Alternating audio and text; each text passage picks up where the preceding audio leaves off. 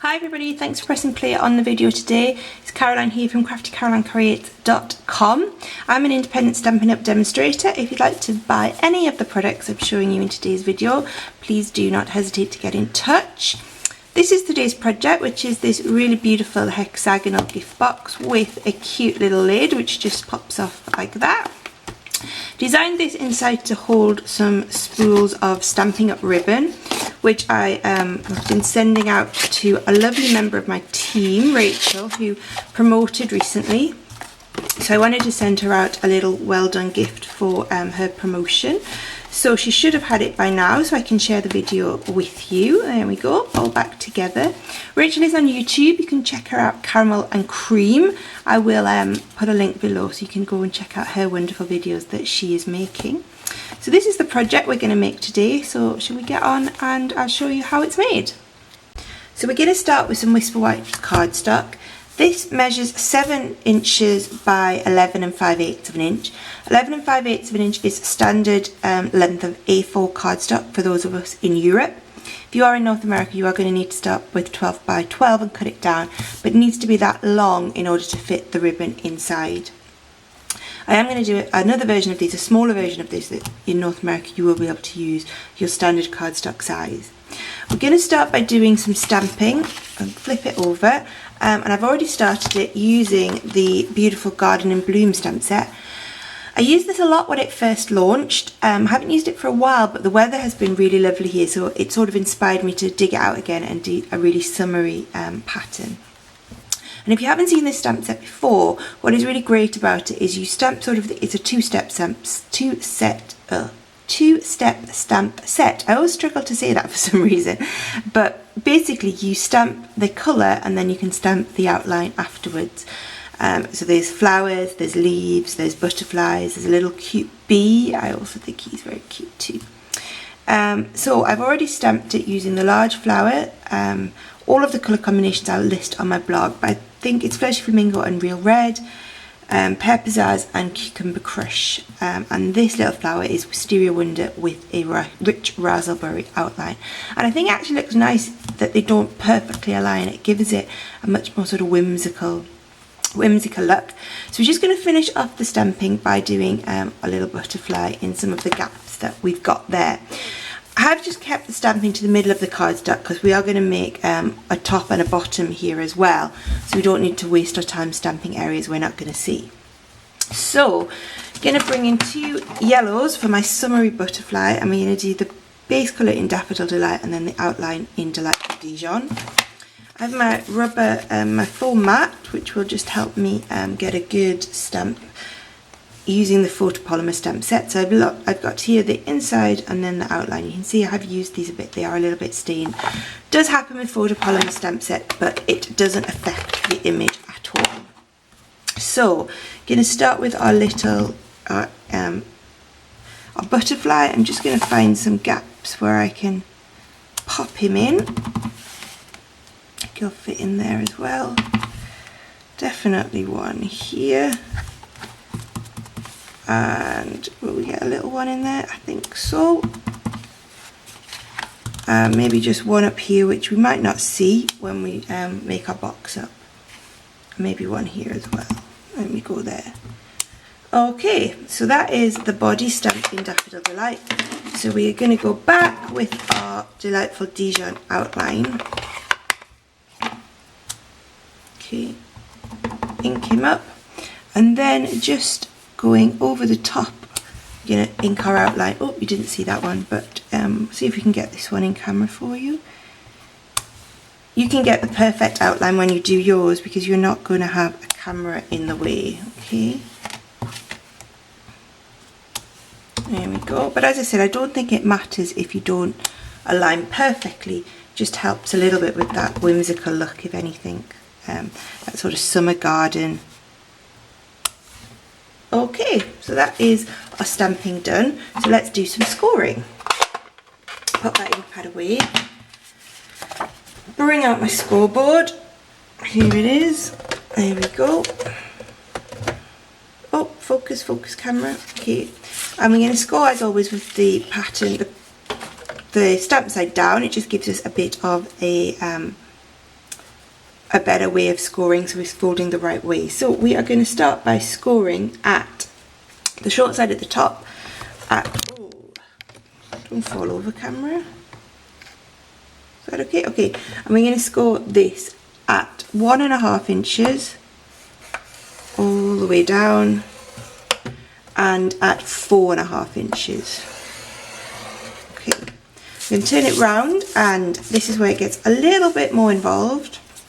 We're going to score it at 1 7/8 of an inch, 3 3/4 of an inch, 5.5 inches, 7 3/8 of an inch, 9 1/4 inches, and 11 1/8 of an inch. Okay, all of those will be on my website, on my blog, so you can pop over, and you don't need to write those down now.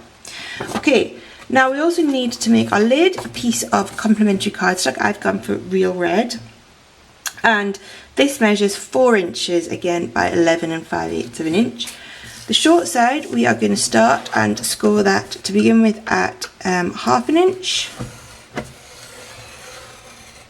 and then at 1 1/8 of an inch. Okay, so those two score lines are quite close together there. And then turn it round, and we are now going to score it at 1 7/8 of an inch, 3 3/4 of an inch, 5 5/8 of an inch, 7.5 inches, 9 3/8 of an inch, and 11 1/4 inches. Okay, put the scoreboard away, and we will fold and burnish those score lines. Okay.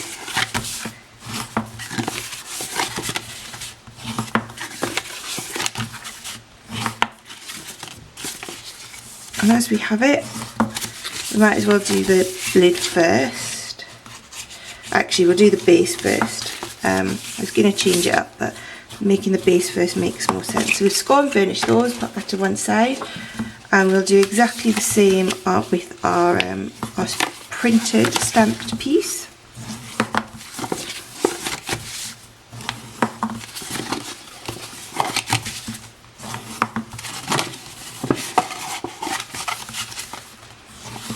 There we go. Get in there, and then fold this bottom bit over like that, and our top bit lastly. Okay, so we have got quite a bit we're not going to see there, but never mind. So now we're going to get our scissors, and the first thing we're going to do is where we've got this small 1/2 inch score line, we are just going to cut up there and there, and then we're going to cut off those two bits, 1, 2, and then we're going to cut up all of the other score lines like this.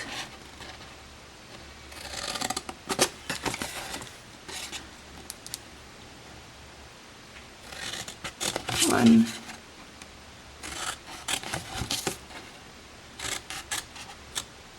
okay, and then on the other side we're going to do exactly the same. That.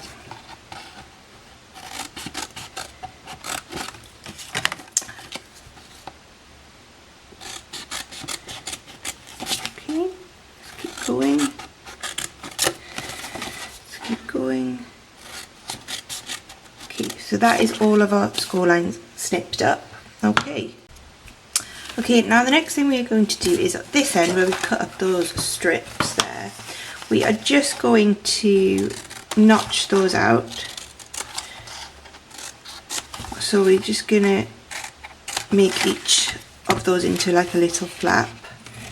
Don't want to notch it out too much, just probably like 1 centimetre or 1/2 inch from the bottom of each one.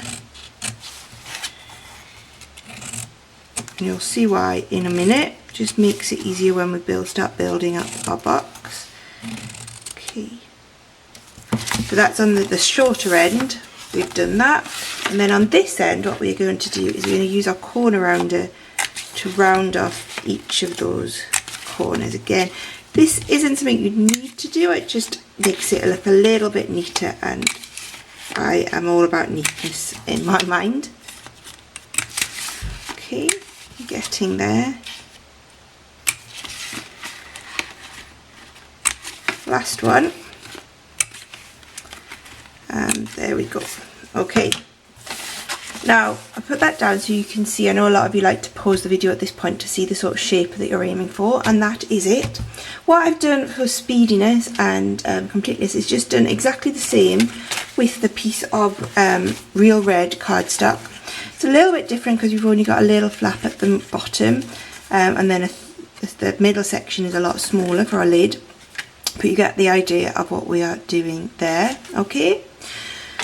So the first thing we're going to do is these flaps, you're going to flip this over. I'm just going to put some, you're going to do this using snail, you can use Tombow or Fuse, just a bit of snail on each of those flaps that we just cut out.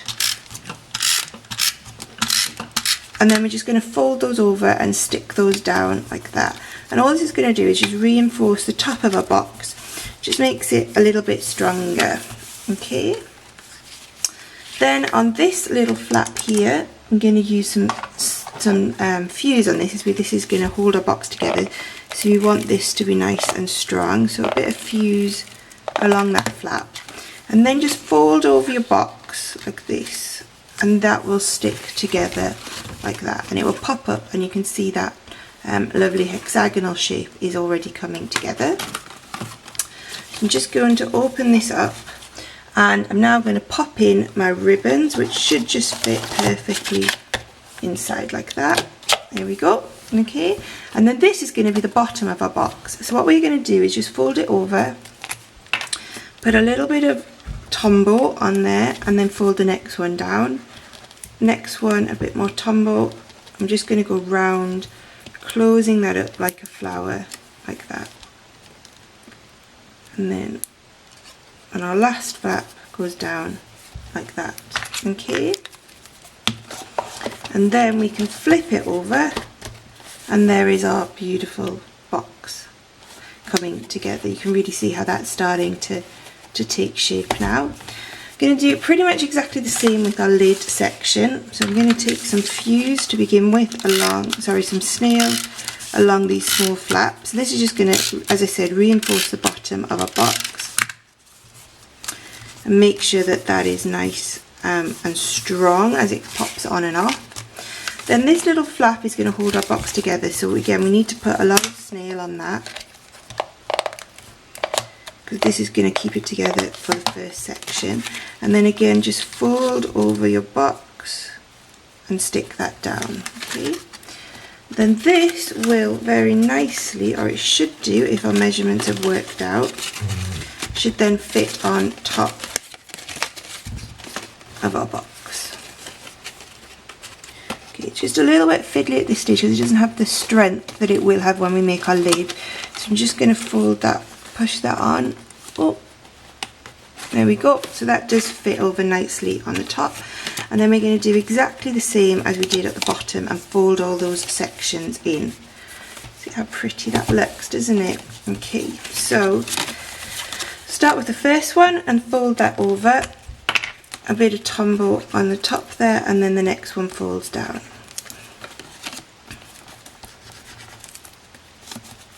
Doing it with the ribbon or whatever you're storing inside just gives it a bit more strength and makes it a little bit easier to do. Okay, a little bit on the top section there. Okay, and just give that a second to press down. You can see that is coming together and looking really pretty already, isn't it? Okay, so to decorate the lid, just to hide some of this section, I have used a new product for me. These are the layering circle thinlet dies, and I just cut out 2 circles using these dies. Let me just show you them. Get a lot of dies in the pack for that, 4, 8, 12, 16 different shapes, and these are designed so they're all just a little bit bigger or a little bit smaller than each other, so that they layer up perfectly like that. Okay, So I'm just going to layer these two circles, which this is Real Red and this is Flirty Flamingo. I'm going to use some dimensionals just to pop those up. Like that. Take those backs off. There we go. And then I'm just going to stick that in the centre of my circle, like that. Okay. And then that is going to stick on the top just to hide some of those join lines of where we built our box. So I'm just going to do that with some Tombow. There we go. Stick that down. I'm just going to flip that over, and then the weight of that will stick that down while we finish off with a little bit of stamping. So I need to find, oh, I've lost my scrap of Whisper White that I was going to do this on. Let me grab some. That's very vanilla. This is Whisper White, okay. And I'm going to use a sentiment again from Garden and Bloom. This is the one that says, hope you're feeling special today. And we're going to start by stamping that in Real Red. Just pop this mat under my cardstock for a second. Oh, what do I do there? Okay, so stamp that down. There we go. Beautiful. So I think when you send presents like this in the post, it does make people feel a little bit special. I'm going to pop this out using the 1 3/4 inch circle punch, which does fit in there. I'm just going to pop it up a little bit off centre like that. Okay. And then what I'm going to do just to tie it all together is I'm going to bring back in my little butterfly combo that we did before. I'm just going to stamp this on the bottom of my sentiment. Come back in with my outline in Delightful Dijon. Okay, and then that will just tie it all together nicely, hopefully. Pop these away. And I'm just going to pop that up in the centre again with the dimensional, if I can find where I put them. Where did they go? I literally had them a second ago, didn't I? Here they are. A couple of dimensionals on the back of there.